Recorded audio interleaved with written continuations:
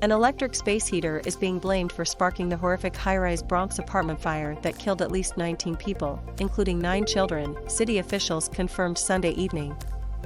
The fire originated in a duplex on the second and third floors of the building, but never extended past the unit and the hallway nearest the apartment, FDNY Commissioner Dan Nigro revealed.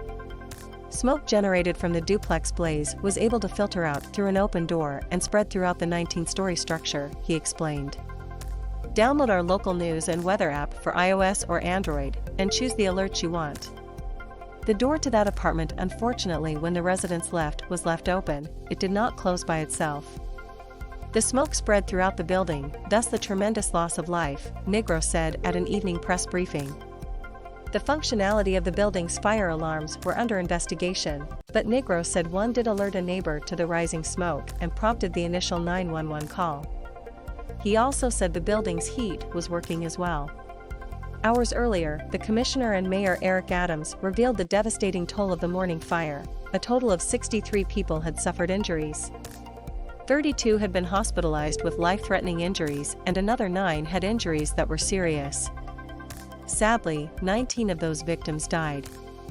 The overwhelming majority of the fire's victims were suffering from severe smoke inhalation, Nigro said. Firefighters rushing into the building discovered victims on nearly every floor of the building, many found experiencing cardiac and respiratory arrest. Names and ages of the victims have not been disclosed, but fire officials confirmed that of the 19 dead, 9 were children. Elected leaders at the evening press conference explained that many of the building's residents were Muslims from Gambia. The governor, who was on hand and met with many of the victims, said a fund would be established for the fire victims. This is going to be one of the worst fires we have witnessed here in modern times in the city of New York, Adams said earlier in the day. In photos, Bronx blaze, worst NYC fire in 30-plus years, leaves dozens gravely injured. Blown-out windows and broken glass line the front of the towering apartment structure. Videos capturing the early moments of the blaze show flames spewing out from the duplex windows, while smoke covered nearly the entire building. There were certainly people trapped in their apartments all through this building, Nigro said, calling the smoke conditions unprecedented. He said it was unusual that the smoke extended the entire length of the building. The department estimates 200 of its members responded to the 19-story residential building on East 181st Street in Fordham Heights around 11 a.m. By 1 p.m., the department had the 5-alarm fire knocked down. Firefighters rescued countless residents of the high-rise structure by evacuating them through windows and climbing down ladders. Several of the members, the commissioner said, ran out of oxygen in the course of conducting rescues and continued operations without oxygen. Karen De Jesus said she was making breakfast in her third-floor apartment when she started to see smoke. We just hovered in the back room, and next thing we know we see flames coming out the back windows and stuff, she told News for New York.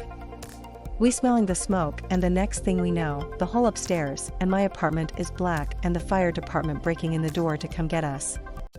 We had to climb out the window and everything. City officials opened a nearby school, the Angelo Patri Middle School on Webster Avenue, to residents of the building who needed assistance. The Red Cross is also offering assistance to families.